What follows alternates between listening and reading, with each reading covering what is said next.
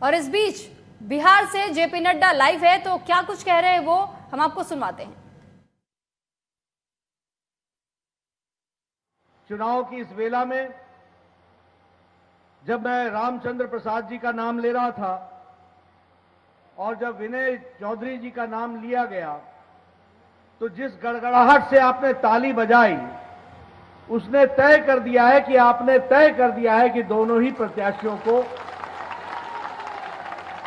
ये तालियां इस बात का गवाह है, ये प्यार इस बात का गवाह है कि आपने तय कर लिया है कि आने वाले चुनाव में 7 तारीख को आप दोनों को, विनय जी को भी और रामचंद्र जी को भी, आप भारी मतों से भेजेंगे पटना विधानसभा में। मित्रों, ये चुनाव सिर्फ प्रत्याशी का ही नहीं है, ये चुनाव बिहार के भविष्य का है। हम कैसा बिहार देखना चाह रहे हैं, हम बिहार को कहां ले जाना चाह रहे हैं। जैसा कि नंद किशोर जी ने कहा कि एक तरफ विकास करने वाले लोग हैं और एक तरफ वो लोग हैं जिन्होंने बिहार को विनाश की ओर पहुंचाने में कोई कसर नहीं छोड़ी, वो लोग हैं। और मैं कहने के लिए नहीं कह रहा हूं, मैं आप बीती बता रहा हूं। आज से 15 साल पहले चुनाव होता था तो क्या बोलते थे? बोलते थे हम भैंस के पिठिया पर बैठ के चराने जाते थे। हम चुनाव में 15 साल पहले क्या बोलते थे? तेल पिलावन और लाठी भाजन। करते थे कि नहीं करते थे? हां या ना? पीछे के लोगों से सुनना चाहता हूं, कहते थे कि नहीं? ये लालू जी ने लाठी भांजन रैली बुलाई थी कि नहीं बुलाई थी? आज ये बोलते हैं हम कानून का राज लाएंगे। जब कानून का राज था तो लाठी, तेल पिलावन और लठिया भांजन, तब लाठी भांजते थे। आज ये विकास की बात कहने लगे। मित्रों, ये विकास की बात नहीं कह रहे, ये मोदी जी ने विकास का ऐसा मंत्र दिया है, भारत की राजनीति में नई संस्कृति लेके आए, नया चाल चरित्र लेकर के आए कि अब मजबूरी में इनको भी विकास की बात करनी पड़ रही है, अन्यथा यह विनाश की ओर जाने वाले लोग हैं। कहते हैं हम 10 लाख नौकरी देंगे। अरे पहले बिहार की जनता को यह बताओ कि तुम्हारे बाबूजी के राज में 25 लाख लोग यहां से पलायन कर गए, ओकर जवाब के दिए छे? कौन देगा उसका जवाब?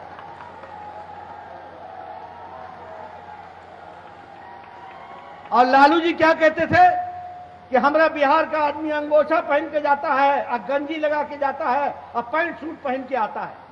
इसमें आपकी क्या इज्जत थी? आपने तो बिहार को नीचा किया ये कह के कि अंगोछा लगाता है और गंजी पहन के जाता है और पैंट सूट पहन के आता है। अरे वो तो बिहारियों की ताकत थी कि वो बाहर जाकर के इज्जत कमा करके आए और 2 वक्त की रोटी का इंतजाम किया। ऐसे में अब चुनाव हम लड़ रहे हैं और इन लोगों को समझाने की जरूरत पड़ रही है। ये कह रहे हैं 10 लाख नौकरी देंगे। आप बताइए, इनको आपने, तेजस्वी यादव जंगल राज के युवराज को आपने विधायक बना करके भेजा था कि नहीं भेजा था? आपने इनको विपक्ष का नेता भेजा था कि नहीं भेजा था? नंदू जी आप बताइए। नंद जी, पिछले साल सारा साल बजट का सत्र निकल गया और तेजस्वी यादव गायब रहा, वो नहीं आया। ये उसने बिहार की इज्जत ली है, ये बिहार के साथ धोखा दिया है। आइए अब नौकरी देंगे, विधानसभा में जबे नहीं करेंगे, अब नौकरी देंगे। क्या करेंगे? जो आदमी 1 साल तक गायब रहा, विधानसभा में नहीं आया। आप बताओ, कोरोना जब आया तो तेजस्वी यादव कहां था? कहां था? घर में नहीं, दिल्ली, बिहार की धरती पर नहीं थे। आज आकर के बात कर रहे हैं। मित्रों, अपने अच्छे लोगों को पहचानो, उनको पहचानो जो आपके गांव द्वार में घूम घूम कर मास्क बांटा, सैनिटाइजर बांटा, भोजन का व्यवस्था की। और मोदी जी ने 80 करोड़ की जनता को 5 किलो गेहूं, 5 किलो चावल और 1 किलो दाल देकर के छठ तक का इंतजाम किया। आज ये घड़ियाली आंसू बहाने के लिए आए हैं मित्रों, मैं अपना रिपोर्ट कार्ड रखने आया हूं आपको। पिछले 5 साल में मोदी जी ने 1,25,000 करोड़ रुपए खर्च करने के लिए कहा था कि नहीं कहा था? लोग चुनाव में बोल करके भुला देते हैं और मैं आपको 5 साल बाद याद दिलाने आया हूं, इसलिए कि मेरा नेता नरेंद्र मोदी जी हैं, जिन्होंने 1,25,000 नहीं 1,45,000 करोड़ रुपए खर्च करके दिया है। यह हम आपको बताने आए हैं। 400 करोड़ रुपए खर्च किया हमारे 3,094 करोड़ रुपए खर्च किया किसानों पर, शिक्षा पर खर्च किया 1,000 करोड़ रुपए, स्किल डेवलपमेंट पर खर्च किया 1,550 करोड़ रुपए, स्वास्थ्य पर खर्च किया 600 करोड़ रुपए। और स्वास्थ्य में जो 600 करोड़ रुपए खर्च किया ना, उसमें दरभंगा का medical all India institute of medical sciences नहीं है, उसके लिए मोदी जी ने 1,300 करोड़ रुपए अलग से दिए हैं, ये बात ध्यान में रखने के लिए। अब 500 करोड़ रुपए दिया दरभंगा के अस्पताल के लिए, 500 बेड के लिए, और ये रोड बनाने के लिए 13,000 करोड़ रुपए, ये हाईवे बनाने के लिए 54,000 करोड़ रुपए, ये रेलवे के लिए। आप बताओ, ये दरभंगा से नरकटियागंज का सेक्शन का डबल लेन हो रहा है कि नहीं हो रहा है? हो रहा है कि नहीं हो रहा है? और ये दरभंगा से जो डबल लाइन इलेक्ट्रिफिकेशन, उसका काम जयनगर तक का हो रहा है कि नहीं हो रहा है? हो गया है। 13,000 करोड़ रुपए खर्च हुआ। डिजिटल बिहार के लिए 450 करोड़ रुपए खर्च हुआ। और पेट्रोलियम में बरौनी में फिर से फैक्ट्री को जीवित करने के लिए 21,476 करोड़ रुपए खर्च हुआ है। मित्रों, ये सारी कहानी इसलिए कह रहा हूं क्योंकि रिपोर्ट कार्ड रखने का ताकत रखते हैं, और मोदी जी वो नेता हैं जो कहते हैं वो करके देते हैं। इस बात को हमको समझना चाहिए। अब ये कोरोना आया, आप देखिए अमेरिका का चुनाव का नतीजा आ रहा है। डोनाल्ड ट्रंप को लोगों ने कोरोना के चलते घेरा कि नहीं घेरा? वो लड़खड़ाया कि नहीं लड़खड़ाया? लेकिन मोदी जी ने कोरोना में 130 करोड़ की जनता को समय पर फैसला लेकर के, लॉकडाउन लगा करके समय पर फैसला लेकर के 130 करोड़ की जनता को बचा लिया। इस बात को हमको समझना चाहिए। और जब मैं ये कह रहा हूं तो मैं इस बात को भी आपके सामने कहना चाहता हूं कि जिस दिन लॉकडाउन लगा था, उस दिन हमारे पास कोरोना को टेस्ट करने के लिए एक लेबोरेटरी थी, सिर्फ एक। और लॉकडाउन लगा करके प्रधानमंत्री जी ने 1,650 टेस्टिंग लेबोरेटरी खड़ी कर दी। 1,650 टेस्टिंग लेबोरेटरी। जिस दिन लॉकडाउन लगा था, उस दिन हम सारे दिन में 1,500 टेस्ट कर पाते थे, 1,500 पेशेंट का टेस्ट कर पाते थे। आज 15 लाख टेस्टिंग प्रतिदिन हो रही है। यह ताकत पैदा करती है। उस दिन एक भी हॉस्पिटल कोरोना से लड़ने के लिए नहीं था। आज 1,650 हॉस्पिटल हैं और 4.5 लाख बेड हैं। उस समय एक भी वेंटिलेटर भारत नहीं बनाता था। आज भारत ने 3 लाख वेंटिलेटर बनाए हैं। उस समय personal protection equipment, PPE kit, जो आजकल लोग हवाई जहाज में भी पहन करके जाते हैं, यह पीपीई किट एक भी भारत में नहीं बनता था। एक भी भारत में नहीं बनता था। आज 4.5 लाख प्रतिदिन पर्सनल प्रोटेक्शन इक्विपमेंट बन रहा है। यह है मोदी जी का नेतृत्व। इतना ही नहीं, 150 देशों को कोरोना की दवाई पैरासीटामोल और HCQ पहुंचाने का काम किया है, तो नरेंद्र मोदी जी ने किया है। यह हमको समझना चाहिए। मित्रों, 80 करोड़ की जनता को राशन देने का काम किया। 20 करोड़ बहनों के खाते में 500-500 रुपए पहुंचाए कि नहीं पहुंचाए? बहनें बताए, पहुंचाए कि नहीं पहुंचाए? ये जब मोदी जी जनधन खाता खोल रहे थे तो सब लोगों ने कहा कि मोदी जी क्या बोल रहे हैं, लाल किला के प्राचीर से खड़े होकर के खाता खुलवा रहे हैं। अरे मित्रों, ये वही खाता है, जनधन खाता, जो लॉकडाउन के समय में न पोस्टमैन, न पोस्ट ऑफिस, न मनी ऑर्डर, सीधे बहन के खाते में 20 करोड़ बहनों के खाते में 1,500 रुपए पहुंचाया गया।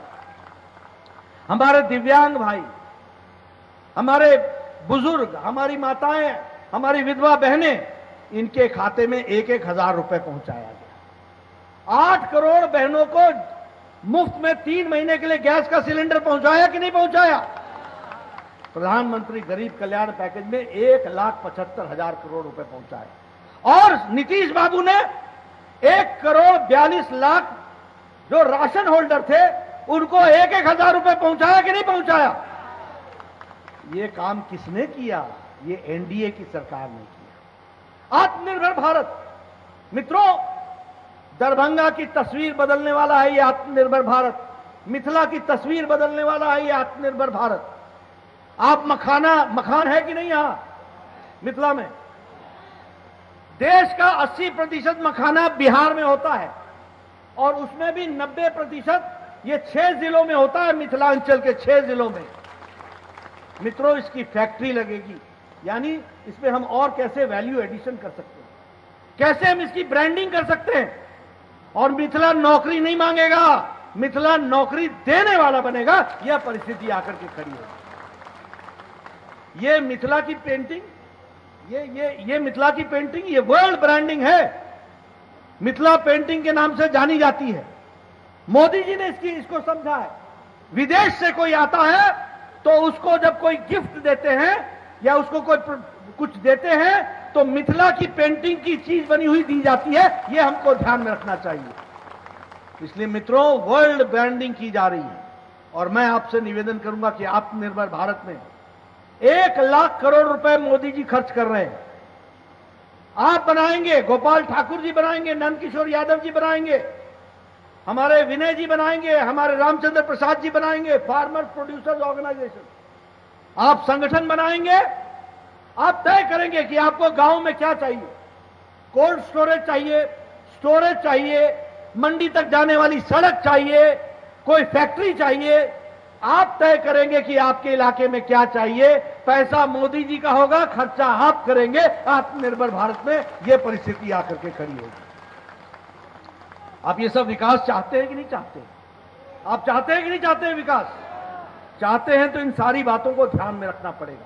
मित्रों, बिहार की तस्वीर की बात करूं, उजाला योजना में देश में 37 करोड़ एलईडी बल्ब बांटे गए और बिहार में 1,95,00,000 एलईडी बल्ब बांटे गए। 1,95,00,000। ये लालटेन युग से निकाल करके एलईडी युग पर ले जाने का काम मोदी जी ने किया है, इसको समझना चाहिए। यहां ढिबरी जलता था, ढिबरी। ठीक बोल रहे हैं कि गलत बोल रहे हैं? हम ढिबरी शब्द जानते हैं ना? तो ढिबरी जलता था। मोदी जी ने 18,000 गांव में बिजली पहुंचाई है और ये सौभाग्य योजना में 32 लाख घरों में बिजली पहुंचाई है मोदी जी ने। बिहार में 32 लाख और सारे देश में 2 करोड़ 6 लाख रुपए 60 लाख लोगों को बिजली पहुंचाई है, घर में बिजली दी है। ये हम आपको बताना चाहते हैं। मुझे यहां का नहीं मालूम, लेकिन हमारे पहाड़ में जब कोई बिजली घर के लिए मांगने जाता था तो इंजीनियर बोलता था, ए तार है तुम्हारे पास? बोले नहीं, तो खरीद के लाओ। तो गरीब आदमी बोलता था, हजूर हम नहीं खरीद पाएंगे। तो कहते थे अच्छा ठीक है, आधा तुम खरीदो, आधा हम सरकार से देंगे। और क्या बोलते थे? गांव वालों को बोलते थे कि गांव वाले आ जाना और कंधा पर खंबा लेकर के चले जाना और गांव में रख देना तो हम बिजली लगाएंगे। ये सच्चाई है कि नहीं है? मैं गांव की सही बात बोल रहा हूं कि नहीं बोल रहा हूं? सौभाग्य योजना में मोदी जी ने कहा घर तक मुफ्त बिजली पहुंचाना मेरा काम है। और जूनियर इंजीनियर घर घर दौड़ा कि अब बिजली कहां लगानी है बताओ, मोदी जी को रिपोर्ट करना है शाम तक। और तब जाकर के 2 करोड़ 60 लाख लोगों के घर में बिजली आई है।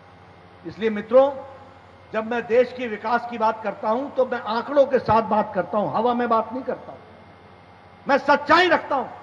आप बताइए, यहां से लोग कार सेवक के रूप में अयोध्या गए थे कि नहीं गए थे? गए थे कि नहीं गए थे? मेरे से पत्रकार पूछते हैं कि राम जन्मभूमि की बात क्यों करते हो? मैंने कहा भैया, सीता माता की जगह, जननी की जगह यहां के लोगों से राम जन्मभूमि की बात नहीं करेंगे तो और काहे का बात करेंगे? और कांग्रेस पार्टी क्या कर रही थी? कांग्रेस पार्टी अटकाना, लटकाना, भटकाना, कपिल सिब्बल सुप्रीम कोर्ट में बतौर कांग्रेस का वकील खड़ा होकर बोलता है राम जन्मभूमि का फैसला मत करिए, करेंगे तो बीजेपी को फायदा हो जाएगा। अरे करोड़ों की आस्था वाली राम, मर्यादा पुरुषोत्तम राम, उनकी जन्मभूमि, रामलला की जन्मभूमि, करोड़ों लोग चाहते थे कि वहां अयोध्या में राम मंदिर बने।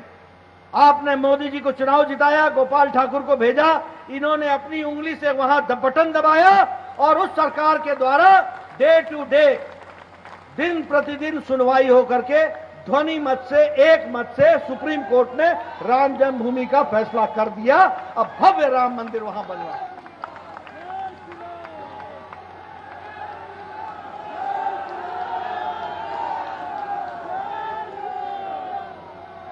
और फिर हम सब लोग यहां पर नारा लगाते थे कि नहीं लगाते थे, एक देश में दो निशान, दो विधान, दो संविधान नहीं चलेगा। यहां से लोग लाल चौक गए थे कि नहीं गए थे? एकता यात्रा में गए थे कि नहीं गए थे? झंडा फहराया था कि नहीं फहराया था? मुरली मनोहर जोशी जी के साथ और नरेंद्र मोदी जी के साथ आपने सरकार बनाई, आपने अपनी उंगली से कमल का निशान दबाया, आपने जदयू का उंगली से दबाया और इन लोगों ने, गोपाल ठाकुर जी ने और बाकी लोगों ने मिलके 6 अगस्त 2019 को अपनी उंगली से पार्लियामेंट में बटन दबाकर धारा 370 को धाराशाही कर दिया। ये हम लोगों ने कर दिया। इसलिए मित्रों, जब हम इन सारी बातों को रखते हैं तो हम लोगों को यह बताना चाहते हैं कि भारतीय जनता पार्टी, एनडीए की सरकार जो कहती है मोदी जी के नेतृत्व में उसको करके देती है। यह हम आपको बताना चाहते हैं। मित्रों, अब आप इनकी बात ले लीजिए जो हमारे चुनाव में लोग खड़े हुए हैं। क्या है ये? क्या ये सच्चाई नहीं है कि 15 साल पहले 5 बजे के बाद शाम को निकलना मुश्किल होता था? सच्चाई है कि नहीं है? अब ये बोलते हैं कि तुम 15 साल पहले क्यों याद दिला रहे हो? मैं इसलिए याद दिला रहा हूं कि रस्सी जल गई, ऐंठन नहीं गई है, बल नहीं गया है। अभी भी वही है। कोई डॉक्टर, यहां अपहरण उद्योग, डॉक्टर डॉक्टरी नहीं कर सकता था, इंजीनियर सड़क नहीं बना सकता था, ठेकेदार ठेकेदारी नहीं कर सकता था। क्या था? रंगदारी, रंगबाजी, लूट खसोट, यही था उस समय। आपको शहाबुद्दीन याद है ना? शहाबुद्दीन याद है? पीछे वालों को याद है? लालू के राज में जेल से छूट गया और नीतीश बाबू के राज में फिर अंदर चला गया। आज का डीजीपी, इसको शहाबुद्दीन ने 30 किलोमीटर तक दौड़ाया था, थाने में जाकर के इसने शरण ली थी और इसको गोली लगी थी। कहां पहुंचा दिया था कानून तुमने? बिहार की जनता से माफी मांगो और राष्ट्रीय जनता दल अराजक दल हो गए, अराजकता फैलाई। बिहार की जनता से माफी मांगनी पड़ेगी आपको जो आपने कारनामे किए हैं। आप बताइए, गोपालगंज का डीएम कृष्णैया दलित डीएम था, लोग भूल जाते हैं, मैं याद दिलाने आता हूं। दलित डीएम था, गाड़ी से घसीट के जान ले ली थी उसकी। लालू जी मुख्यमंत्री होते थे। यह अराजक पार्टी और किससे मिल गई? माले से, जिसका विध्वंस, विचार ही विध्वंस का है। बोलो पिपरा कांड हुआ था कि नहीं हुआ था? बोलो इछरी कांड हुआ था कि नहीं हुआ था? ये मिल गए। अब पता नहीं कौन किसके गोदी में बैठा है, युवराज बैठा है माले के गोदी में या माले बैठा है अराजक पार्टी के गोदी में। और इन पे और जुड़ गए वो राहुल गांधी बाबू, कांग्रेस पार्टी, जिसको ये पता ही नहीं चलता कि वह मोदी जी का विरोध करते करते देश का विरोध करने लग गए। पाकिस्तान राहुल गांधी की दलील को लेकर के संयुक्त राष्ट्र में जाता है धारा 370 के खिलाफ बोलने। ये है हमारे राष्ट्रभक्त। ये शशि थरूर लाहौर के मंच पर भारत को गाली देता है और पाकिस्तान की तारीफ करता है। ये मणिशंकर अय्यर ये लाहौर में जाकर के बोलता है कि मोदी जी को हटाओ, भारत में मोदी जी को हटाने के लिए पाकिस्तान को बोलता है। क्या हालत हो गई है, क्या स्थिति ला करके खड़ी हुई है। पूर्व गृह मंत्री पी चिदम्बरम बोलता है मैं धारा 370 समाप्त कर दूंगा। धारा 370 समाप्त होगी? होगी? मित्रों, देश को एक देश में एक निशान, एक विधान, एक प्रधान, एक संविधान, यह मोदी जी ने करके दिखाया है। इसको हमको समझ करके रखना पड़ेगा। इसलिए मित्रों, लालटेन युग से निकलकर एलईडी युग, लालटेन युग से निकलकर एलईडी युग की तरफ हम जा रहे हैं। बाहुबली से निकल करके विकास बल की ओर जा रहे हैं। लूट राज से निकल करके डीबीटी पर जा रहे हैं, जो खाता में सीधे बहनों के पैसा पहुंच रहा है, यह व्यवस्था कर रहे हैं। मित्रों, अब स्वामित्व योजना लेकर के मोदी जी आए हैं। अब कोई झगड़ा नहीं होगा। सैटेलाइट से सबके मकान की तस्वीर खींची जाएगी, किसका घर कितना इंच, कितना फीट, कितना चौड़ा, कितना बड़ा, और वो उसको कार्ड मिलेगा, और वो कार्ड उसका प्रमाण हो जाएगा कि आपकी प्रॉपर्टी का अधिकार ये है। बैंक भी आपको लोन उसी प्रॉपर्टी के आधार पर देगा, उस कार्ड के आधार पर। कहां पहुंच गया भारत मोदी जी के नेतृत्व। मुझे स्वास्थ्य मंत्री बनने का मौका मिला। अरे गौरव से कहता हूं मैं, मोदी जी ने आयुष्मान भारत शुरू किया। 12 करोड़ 74 लाख परिवार, यानी 55 करोड़ लोग। 55 करोड़ का मतलब हो गया सारा अमेरिका, सारा कनाडा और सारा मेक्सिको। ये सारी जनसंख्या मिला लो तो भारत का आयुष्मान भारत बनता है, ये समझना चाहिए। और कौन है आयुष्मान भारत में? रेड़ी वाला, फेड़ी वाला, रिक्शा वाला, चाय वाला, ठेला वाला, गरीब। गंभीर बीमारियों 2227 गंभीर बीमारियों के इलाज के लिए सालाना 5 लाख रुपए का इंतजाम मोदी जी ने करके दिया है। यह हमको ध्यान में रखना चाहिए। और लगभग 1.25 करोड़ की जनता ने इसका लाभ उठा लिया। 15,500 करोड़ रुपए खर्च हो गए। यह हमारा आयुष्मान भारत, जिसको हमको ध्यान में रखना चाहिए और जिसकी बातों को हमको समझ करके ध्यान में रख करके आगे बढ़ना चाहिए। आप बताइए, यहां दरभंगा की बात करो, आप बोलोगे कि कहां कहां की बात करो, मैं दरभंगा की बात करता हूं। आप बताइए, एम्स मिला कि नहीं मिला? गोपाल जी पहुंच गया एम्स? मोदी जी ने कैबिनेट में फैसला करके दिया 1350 करोड़ रुपए का। 1350 करोड़ रुपए तो खर्च होंगे एक बार में।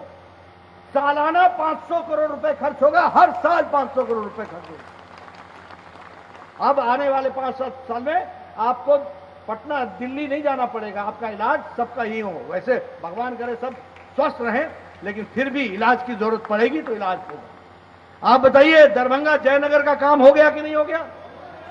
आप बताइए, दरभंगा नरकटियागंज सेक्शन का काम हो गया कि नहीं हो गया? आप बताइए, अंत्योदय एक्सप्रेस दरभंगा से काशी चल पड़ी कि नहीं? आप बताइए, दरभंगा का समस्तीपुर तक डबल लेन का काम चल पड़ा कि नहीं चल पड़ा? 1612 करोड़ रुपए खर्च हो रहे हैं। उसी तरीके से यही दरभंगा शहर में 6 फ्लाईओवर बन रहे हैं कि नहीं बन रहे हैं?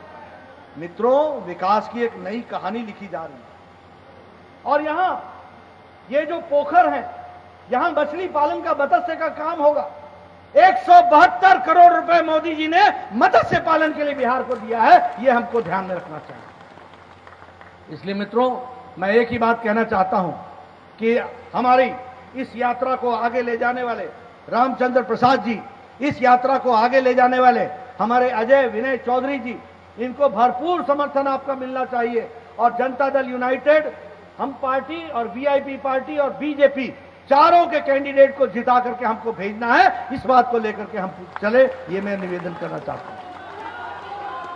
मैं ये जानता हूं कि आपका वोट हमको मिलेगा, लेकिन मैं सिर्फ आपका वोट लेने नहीं आया हूं।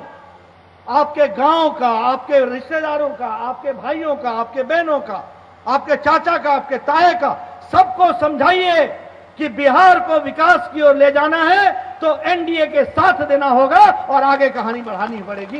ये हमको काम करना पड़ेगा। मुझे पूरा विश्वास है कि आप इन सारी बातों को समझते हुए, बिहार की जनता बड़ी जागरूक है, सब बात जानती है।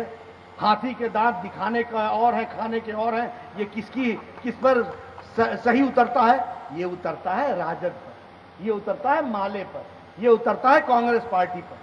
सब कोई, ये सारे युवराज आजकल इकट्ठे हो गए, सारे युवराज बेरोजगार हो गए सब। बोलते बहुत दुख की बात है। मैं कहता कोई दुख की बात नहीं, दुख तो ये है कि आप सत्ता से बाहर हो, ये आपका दुख का कारण है। आपको लोगों ने घर बैठा दिया।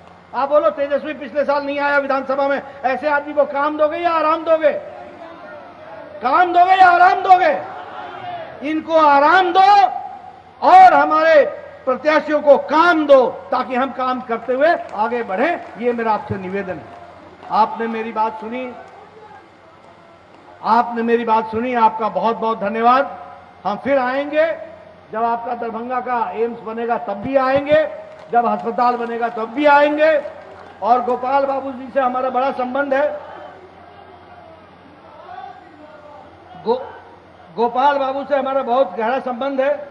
इनका फोन आता है तो हम समझ जाते हैं गोपाल बाबू कोनो काम तो जरूर आया है।